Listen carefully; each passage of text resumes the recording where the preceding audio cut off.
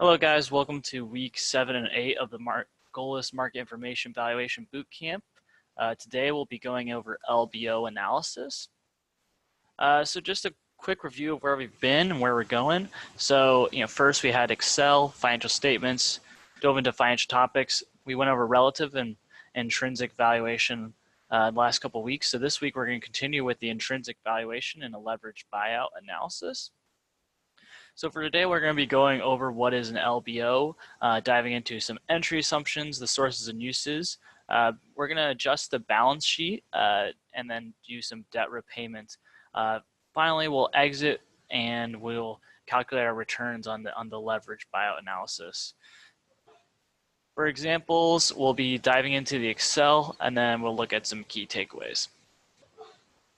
So for the LBO overview, we're going to first talk about what is a leverage buyout. So if you haven't heard of a leverage buyout before or an LBO, you'll probably hear me call it a couple times throughout today's lecture, is when a company or private equity firm finances purchase of a company through primarily debt and equity stake. So you may be asking what's different about this versus any other purchasing of a company.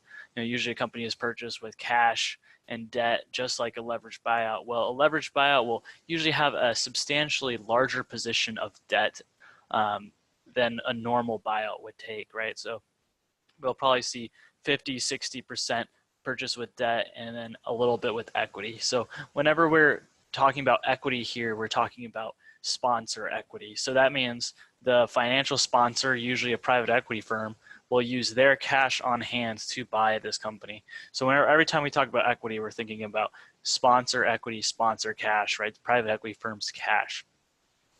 And then a leveraged buyout is not like the DCF, right? The DCF will tell you what a company should be worth based off some assumptions, whereas a leveraged buyout looks at, it's a returns analysis, right? It calculates the internal return that you can get out of this purchase or acquisition given the assumptions, right? So it's important to know the difference.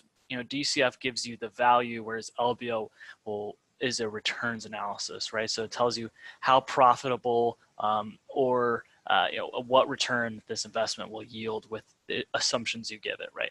Very assumption heavy, just like the DCF. Some specifics, right? So LBO is usually considered the floor valuation for a company. This is more about when you're trying to purchase a company, right? You'll often do an LBO analysis to figure out what the highest a private equity firm could buy this company for in order to get a return that is suitable, right? So if the highest price they can get with a suitable return is basically where you'll start to see the floor valuation, right? So everybody else should be able to pay more for that because they're able to recognize synergies. An LBO is a returns analysis. We talked about that earlier. It does not tell you the value of the company, even though it can set the floor valuation. A financial sponsor is looking to realize a return within 5 to 10 years. So like the DCF, we have options for perpetuity growth rate and then the exit multiple. A leverage buyout, you're assuming an exit within 5 to 10 years. This is just due to the structuring of a private equity firm, right? The private equity firm must be able to realize a return for their investors within 5 to 10 years. The LBO, in order for this to happen, a company has to take a majority stake in the company, right? You cannot make the decisions required in an LBO if you do not take majority stake of the company. And a lot of times you'll see up to 100% purchase out. And then what we talked about earlier, an investor equity means cash, not stock, right? So you're never going to use stock to finance a deal, even though we call it sponsor equity, right? So this is the sponsor's cash that they're putting into the deal. This is what they have at risk. So continuing on, like what is actually a leverage buyout? So we're going to use this home example, correct? So you're buying a brand new home in Champaign for $1 million. You're putting a 10% down payment on it that gives you about $100,000 to buy the house, right? Then you get a mortgage to finance the rest of it. So even though that you only put $100,000 of the $1 million down, you still own the house, right? This is the same way for businesses, right? If you buy the business, even if you only buy 30%, that 70% debt, you still own the business, right? You still have control over the house. So let's say your interest rate is 5%, and then you want to pay down some of that principal on the mortgage every year.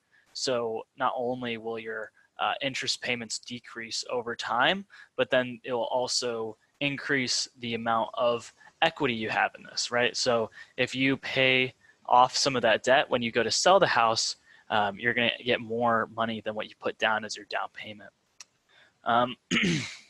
So let's say instead of living in it, you decide to rent the place out for $10,000 a month. You know, $1 million house. I don't know what your rent would be, but it seems about on par with $10,000. And then after 5 years, you sell a house for $2 million, right? So not only are you using you would use the rent to then pay down your mortgage and your interest rate. And then after you exit, you would get that realization of $2 million.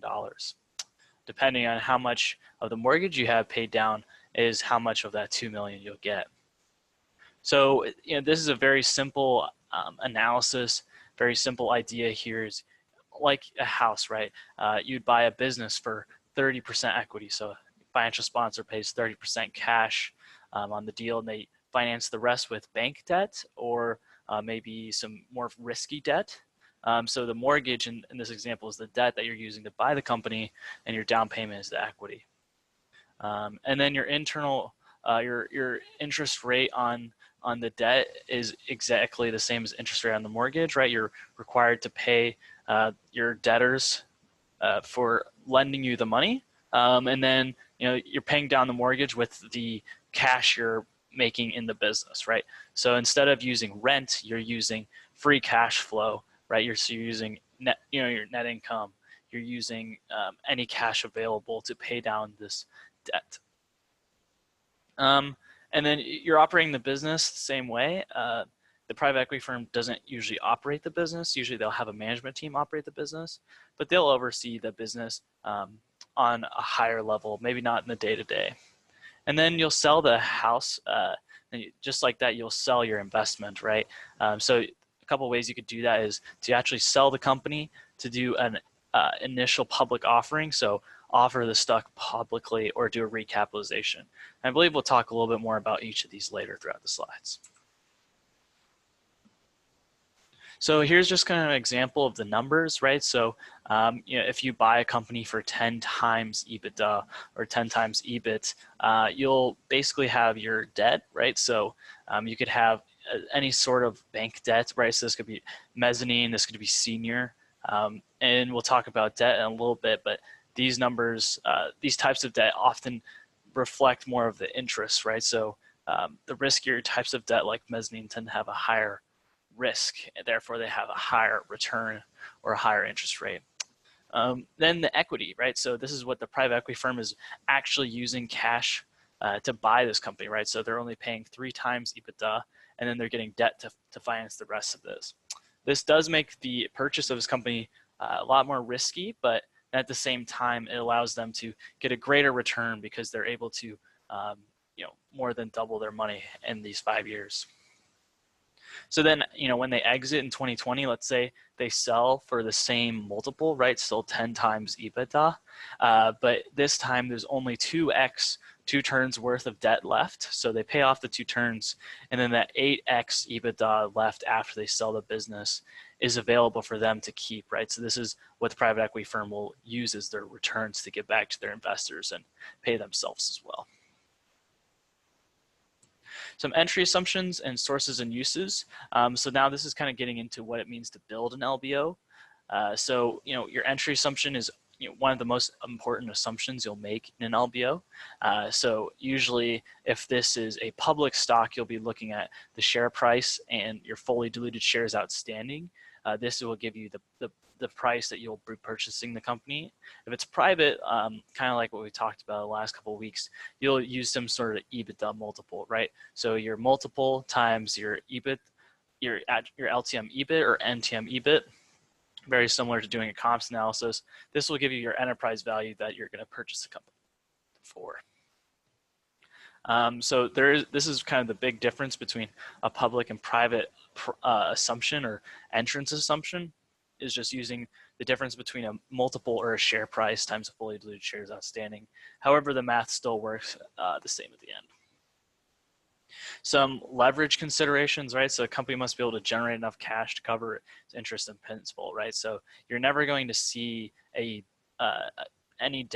bank issue debt if they don't believe the company can pay off some of these cash flows and pay off the interest and principal, right? So you're never going to see these really, you don't really see a lot of buyouts in a venture stage, right? So if the company isn't able to profit, then it's probably not going to make a very great LBO candidate.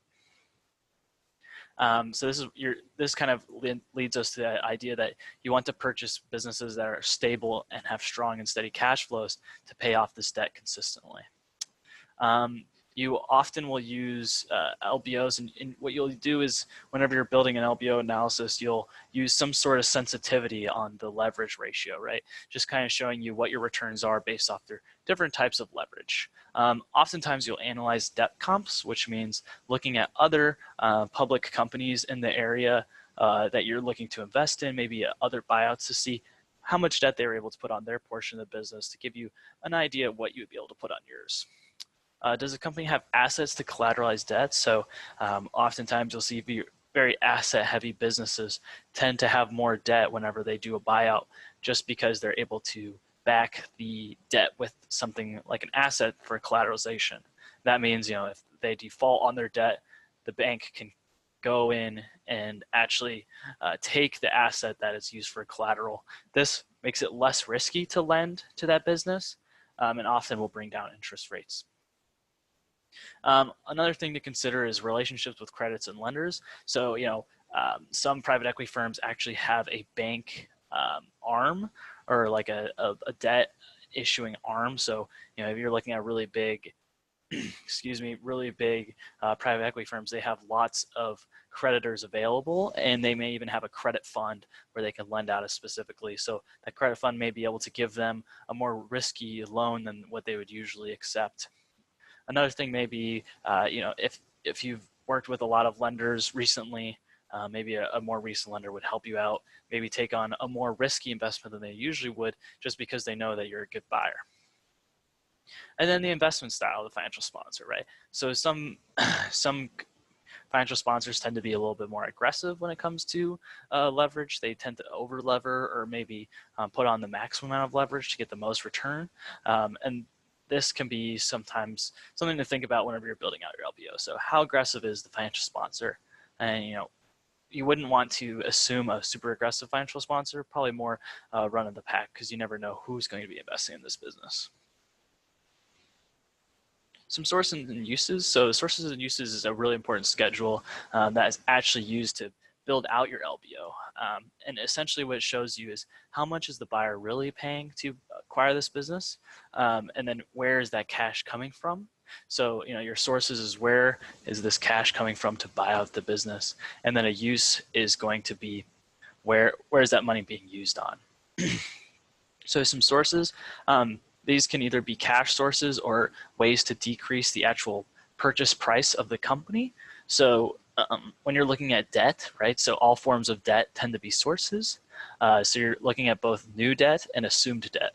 Assumed debt is debt that was already on the balance sheet, but you are going to just, instead of paying it off and then refinancing that debt, you're just going to take on this new debt instead of refinancing.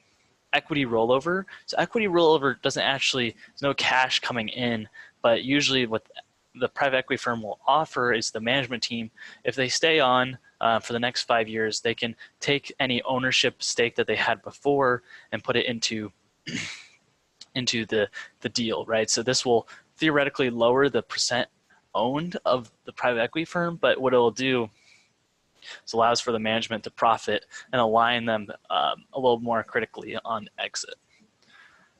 Excess cash, right? So you're not going to end up paying more money for cash. You would never pay cash for cash, so this ends up being a source. And then investor equity, right? So how much money is the sponsor putting into the deal? As far as uses go, the actual equity purchase price, so how much is the equity value and what are you paying to the previous owner, as well as legal and financing fees. These are fees that the private equity firm will have to incur in order to acquire a business, and this is a use of cash. Additionally, you'll look at assumed debt. So assumed debt also is a use of cash, and then you'll have refinanced debt. So these are, again, uses that you have to pay off this debt. And then why is assumed debt on both sides? Well, it ends up balancing out on both sides because not only is it a source of cash, but you're also using it. It is considered in your purchase price and things like that. So assumed debt is on both sides just because it's not really a source of cash, but you still end up having to pay some sort of consideration, so it balances out on both sides. Balance adjustment and debt repayment. So balance sheet ends up being adjusted in a couple of different places, and the critical one is in goodwill.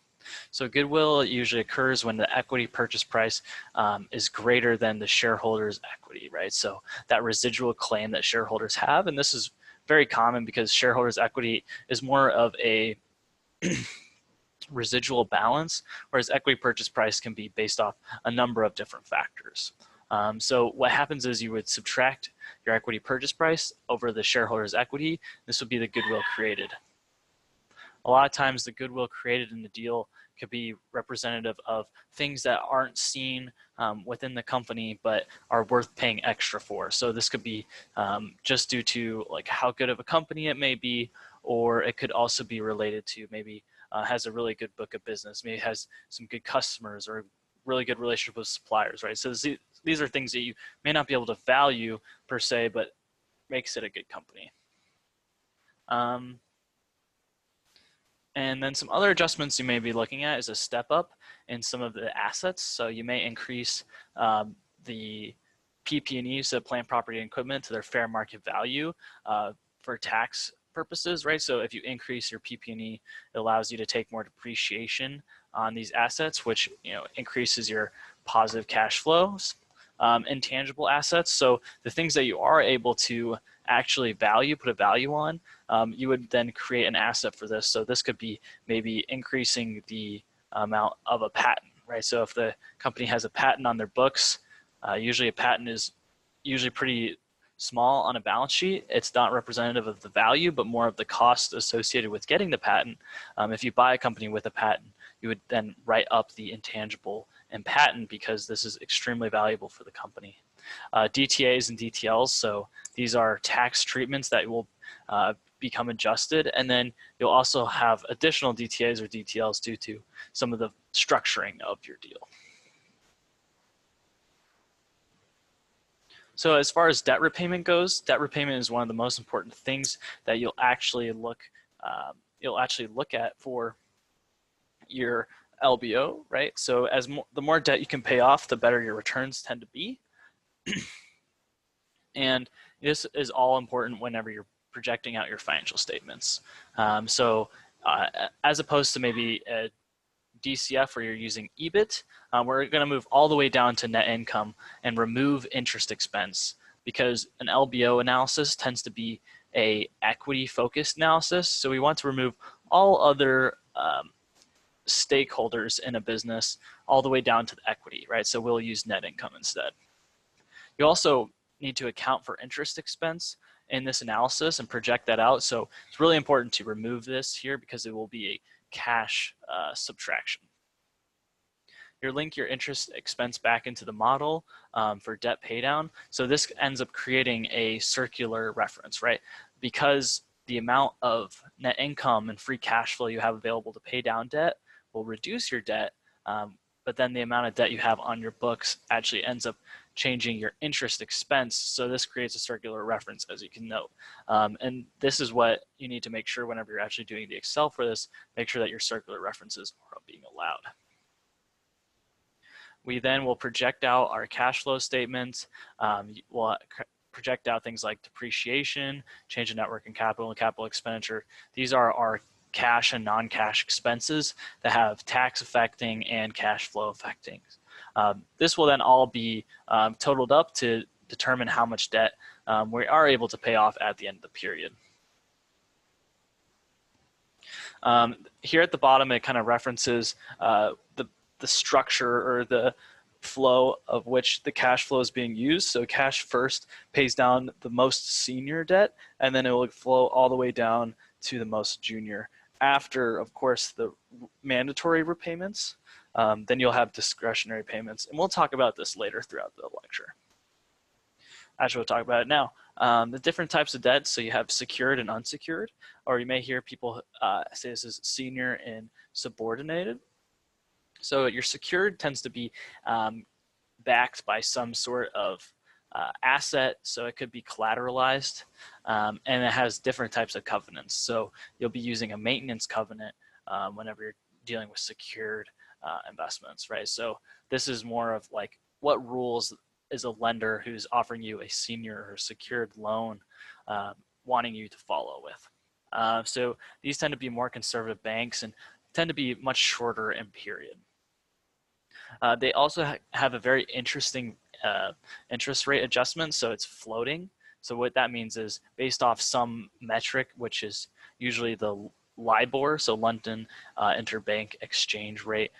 They will use that proxy and then adjust it based off your interest rate. So what that means is your interest rate will always be relative to the market. So if the interest rate goes up in the market, the interest rate on these assets will go up. And then if the interest rate goes down in the market, the excuse me, the interest rate will also go down. Versus a subordinated or unsecured type of debt, usually is a lot higher interest rate and it's fixed. So it will be 4 or 5%, maybe 10% throughout the whole period. And it usually has cash, but mezzanine debt also has this sort of accrual where some of the interest rate will maybe accrue in kind, which means that as you have interest rate on a mezzanine loan, instead of having to pay cash, you may have to pay more in principal at the end. So, if it has 10% interest rate over the next 5 years, you may pay, it's $100 million loan, you may have to pay off $150 million at the end of the period if it was 10%. And then usually you see different types of amortization. So if it's a senior loan, a lot of times you'll see straight line or minimal amortization. This is so the lender will guarantee to get this money back, whereas senior, or unsubordinated or unsecured, you're looking at no amortization because they want to realize this return on their riskier investments. So this kind of just is a great way to show some of the differences. And this, the unsecured will also have incurrence covenants. So that is less about maybe like financial metrics and more about what you can and can't do with the business, right? So you can't sell this really important asset, or you can't buy more assets above market price, or you have to get approval before something happens.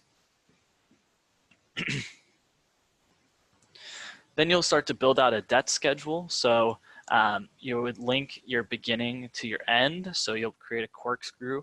So your ending balance in 1 year of your debt will be the beginning for the next. Then you're going to calculate some of the payments in the order of which they occur. So scheduled amortization is first, right? So if a lender requires you to pay back some of the principal on the debt, this will occur first. If there's any additional cash, you'll go down that list that we just showed. So revolver, term loan A, term loan B, then into your senior notes, your unsecured notes, and then your mezzanine financing. If you're allowed to repay, right? So if you can't prepay an unsecured loan, you may refinance or do something like this, take on more debt because you're making more money.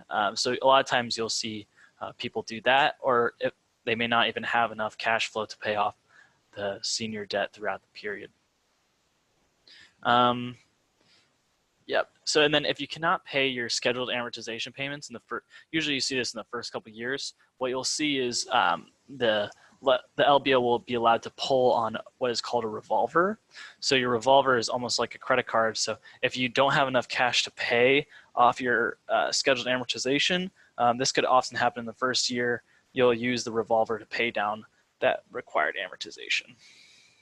And the final step in building out a debt schedule is you're going to average the debt balance, and then you're going to calculate your interest on the period, right? So because you're paying down the debt, you're not going to have to pay an interest rate on that debt. So you'll average out that number, and then you will only have to pay the interest expense on the debt that you have. Now we're going to move on to the exit assumptions and returns calculation. So like we talked about earlier, there's three main exit strategies that we'll talk about. So M&A, you'll sell the company completely in 3 to 7 years. Could be to a different private equity firm or to maybe a competitor in the industry or a large strategic buyer. So this is the most clean exit, right? You get cash at close, and your stake in the company is completely gone. Second, you have an IPO, so you'll take the company that you went through an LBO after you've paid off debt and positioned it properly to go into the public markets. You will then, IPO this thing. You'll take money from the public via share offerings, and then you'll gradually sell your stake over time. What is a little bit messy about an IPO is the restricted shares. So if you're the private equity investor, a lot of times you have a restricted share position, so you're not allowed to sell all your shares immediately. So this could be 5 or 6 years after the IPO where you can finally sell off all these shares. Additionally, you won't be able to sell off all your shares all at once because this could have a material impact on the price. A dividend recap is the last exit strategy that we'll talk about. And one thing to note is the dividend recap never, the private equity firm still owns the company. What they'll do is they'll take on more debt onto their balance sheet, and then they'll do a one-time large dividend payment to themselves. So what they'll do is they'll recapitalize the business. So they'll take on more debt, usually after they've paid off a material amount of the debt, and then they'll give themselves a dividend payment to realize a little bit of their investments, or maybe take back their initial purchase, right? So this guarantees that the private equity firm will get at least some return or get their money back on the investment if they want to continue to go on. This usually occurs if this isn't the right time to sell a business, or maybe the market isn't completely ready. Also, dividend recaps tend to have a more negative appearance to the public. However, some of the dividend recaps could look like the private equity firm is looking to bail on an investment and just wants to get their money out.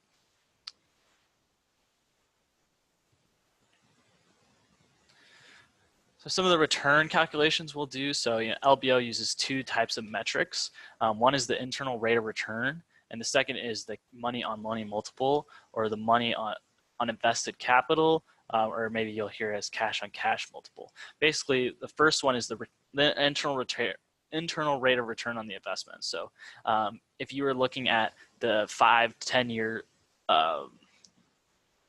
10 year analysis and using a free cash flow, basically the money in versus the money out, this is the return that you'll get for the analysis. So usually they're looking for 20 to 30% on IRR. But then another thing they look at is cash on cash multiple, money on money multiple, whatever you want to call it. Just shows you how much additional money you earned, right? So IRR is very time sensitive. The shorter the time horizon, the easier it is to increase IRR. So that's why people will look at money on money or cash on cash multiple, because they want to see how much money what did you do to your initial multiple, right? So you could sell a company after 1 year of owning it, and you would have probably a decent IRR if you sell for a decent price, but your cash on cash multiple may be very low, like 1.2, 1.5, whereas private equity firms are looking to double, triple, quadruple their cash in 5 to 10 years. So this is why it's important to look at both. Another thing you want to look at whenever you're doing your calculation is your debt to EBITDA or your EBITDA to interest expense. These are your covenants that we were talking about earlier. Maintenance covenants just kind of shows you your overall leverage and how risky it is, and then also shows you how many times can you pay off your interest expense with your proxy cash flow, your EBITDA. Just shows you how strong your cash flow is compared to the relative interest expense. So these are things you want to be watching throughout your LBO to make sure that your company isn't over levered or under levered perspective to the time in the analysis. So now we're going to wrap up the video for today, and we'll do the practice exercise in next class's video. We'll dive a little bit more into actually building out an analysis and seeing what this analysis will look like via Excel. Thank you guys for listening to me and talk about LBOs. Hopefully you learned something. Some key takeaways for today will be, LBO is very common as a private equity buyers become more common. We learned about some of the ideal components for a target, right? So that's strong, steady cash flow. We talked about the ways to enter and exit an LBO, so via public or private, and how to exit IPO, M&A, and then dividend recap. Last, we're kind of looked at what the private equity firm is looking for. They're looking for a strong return, 20 to 30% IRR, but they also want to double, if not triple, quadruple their cash throughout the time in this horizon. So they look at both of these multiples just to show prospective investors how strong or how weak an investment might be. The LBO model is fully circular, which means in interest expense, there is a proponent that needs to be calculated through iterations. And we'll talk about this a little bit more next week whenever we dive into the Excel. But what it means to be circular is it matters based off how much cash you're able to pay off for debt to your interest, and then your interest is being used in your assumption for how much debt you can pay off. Because of this circularness, it's very difficult to do an LBO by hand, but much more easy to use Excel. And then we walked through kind of what it means to do an LBO and understanding an LBO, and next time we'll actually go ahead and create this LBO. Thank you guys for listening. Hopefully you learned something about LBOs. Hope to see you next week as we go ahead and build out this LBO in Excel. Thanks, guys.